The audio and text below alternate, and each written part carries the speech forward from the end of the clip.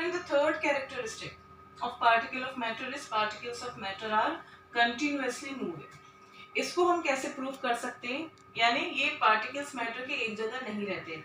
अगर आप सॉलिड की बात करेंगे तो सॉलिड में पार्टिकल्स क्या होते हैं? They keep on vibrating, okay, at the fixed positions, mean positions पे ये वाइब्रेट करते रहती हैं, है ना। और अगर आप लिक्विड की बात करेंगे, दिस इज सॉलिड, लिक्विड की अगर आप बात करेंगे तो पार्टिकल्स क्या होंगे? They keep on moving but not with that much of speed. और अगर आप गैस की बात करेंगे तो गैस, गैस के पास काइनेटिक एनर्जी बहुत होती है एंड ये बहुत तेजी से डिफ्यूज होती है। अब वर्ड आ गया डिफ्यूजन। हमें ये पता होना चाहिए डिफ्यूजन क्या है और काइनेटिक एनर्जी क्या है। तो सबसे पहले समझ लेते हैं डिफ्यूजन क्या है। Diffusion is intermixing of particles. Diffusion बच्चों समझ रहे हैं? Diffusion is intermixing of particles by their own. It is a process which can take place in solids also, solid in liquid also, and liquid in liquid also. So all gases in gases, liquid in gases. तो ये सारे जो हैं diffusion क्या है? अलग अलग तरह के पार्टिकल्स एक दूसरे में मिक्स हो जाए, उसे हम डिफ्यूजन कहते हैं। जैसे मैंने आपको प्रीवियस एक्टिविटी में दिखाया था, एक कलर मैंने लिया रेड कलर, और उसको मैंने क्या किया, रेड कलर को मैंने वाटर में, रेड कलर को वाटर में मैंने मिक्स किया, ओके, डिफ्यूजन हुआ। अगर मैं उसको रहने भी देती तो it will mix after some time, है ना, वो मिक्स हो जाता। लेकिन जल्दी करने के लिए मैंने उसे स्टर कर दिया, स्टरिंग करी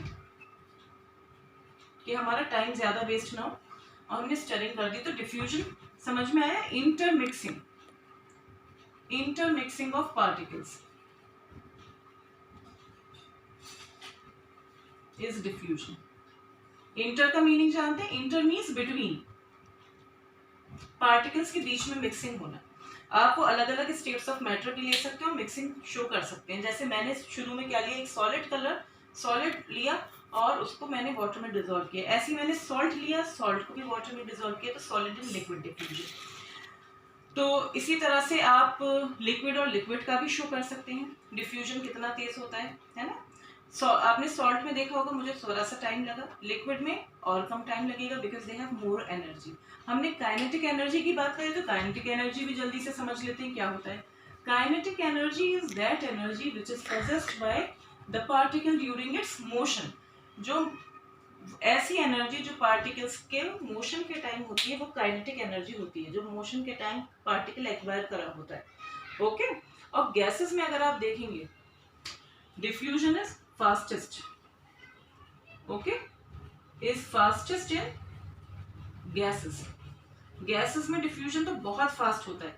जैसे आपने देखा होगा कि अगरबत्ती का एग्जाम्पल आपकी बुक में दिया हुआ है। एक अनलिट इंसेंस स्टिक इज अगरबत्ती।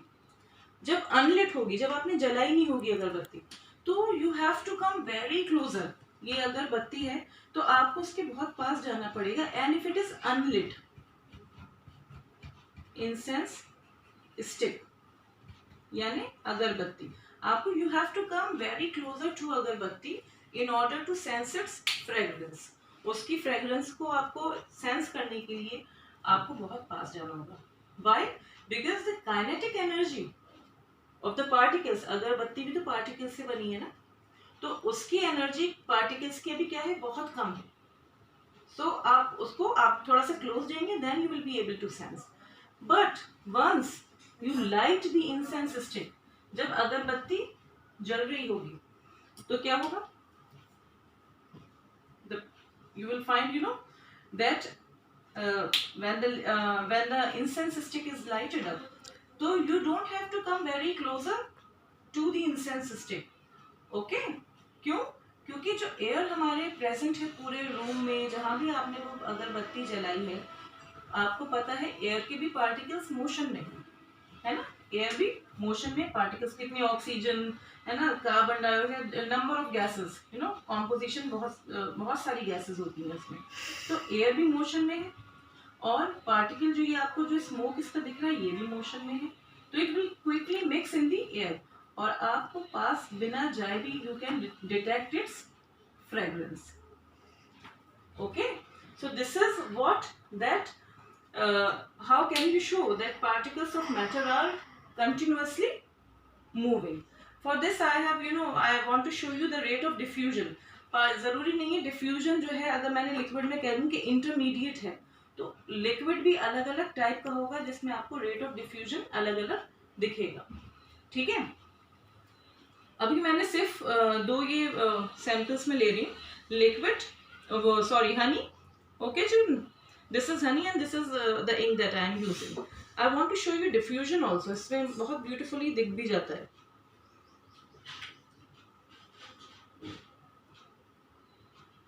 ठीक है, ये मैंने थोड़ी सी इंक ली और मैं देखिए इसको बेटा जूम करिएगा थोड़ा सा.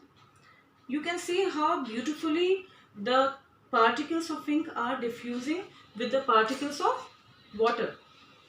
आप ये देख सकते हैं, है ना, जब तक हम हनी को ऐड करते हैं वाटर में.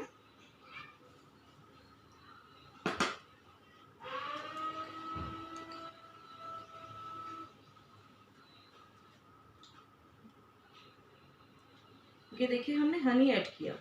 बेटा इधर जूम करिएगा. I am taking the help of my daughter. She is helping me a lot. और आप लोग को बैकग्राउंड अगर आवाजें भी आए तो उसको थोड़ा सा डिस्टर्ब नहीं होइएगा. ठीक है बच्चों, तो आप देख रहे हैं दिस इज हनी और वो नीचे बैठ गया है. अब अगर हम इस दोनों को, इसको मैं स्टर कर रही हूँ with the help of my dropper. You will see that a uniform colour, a blue colour has been obtained, है ना. और इसको मैं जल्दी से करूंगी तो yes, now it is dissolved completely. तो आपको समझ में आया बच्चों डिफ्यूजन कैसे कैसे रेट ऑफ डिफ्यूजन में वेरी. तो हम अगर डिफ्यूजन बच्चों देखें तो रेट ऑफ डिफ्यूजन एक तो स्टेट ऑफ मैटर पर डिपेंड करता है. आप किसके बारे में बात कर रहे हैं, solid, liquid and gas. Solid में सबसे कम होगा रेट ऑफ डिफ्यूजन,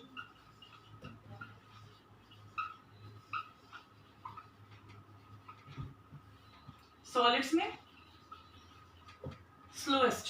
ओके, उसके बाद लिक्विड्स में और उसके बाद सबसे ज्यादा maximum rate of diffusion is in gases. तो आपको समझ में आ रहा है एरो जिसकी तरफ है गैसेस में fastest, intermediate liquid and then solids. ऐसे ही एक और वे है स्टरिंग. मैंने रेट ऑफ डिफ्यूजन कैसे बढ़ाया with the help of stirring. बहुत क्विकली डिफ्यूज हो गया वो, अदरवाइज काफी टाइम लगता है इनको. और हनी भी वैसे का वैसे ही बहुत देर तक आपको सेम ही वो लगता है कि नीचे वो as it is being more viscous honey, तो वो वैसे ही बिल्कुल सेटल रहता है. Another thing temperature which plays a very important role. Temperature, अगर आप टेम्परेचर हाई करेंगे, if you raise temperature, rate of diffusion will also increase. Okay, तो directly proportionally temperature and rate of diffusion to some extent. समझ रहे हैं? ये I think ये clear है. जैसे आपने देखा होगा आपकी मदर ने आपको बोला कि बेटा शिकंजी बना दो. ओके, और बहुत सारे गेस्ट हैं, आपको शिकंजी बनानी है. One way is to what, to add sugar in water, dissolve sugar in water, है ना. कीप ऑन डिजोल्विंग, आप शुगर डिजोल्व करे जा रहे हैं ना. बहुत ही बोरिंग काम होता है. आप शुगर वाटर में डिजोल्व करे जा रहे हैं, है ना. और एक वे क्या होता है, आपने थोड़ा सा वाटर लिया और शुगर ली और उसको क्या किया, हीट कर दिया जरा सा. ओके, हीट कर दिया ये आपने, तो क्या होगा, rate of diffusion will become faster और सारी जो शुगर होगी वो भी बहुत क्विकली डिजोल्व हो जाएगी in water. So this is how we can say that rate of diffusion depends on state of matter also. कौन सी मैटर की बात कर रहे हैं आप. स्टरिंग से बहुत फास्ट हो जाता है. Another thing temperature. Okay children.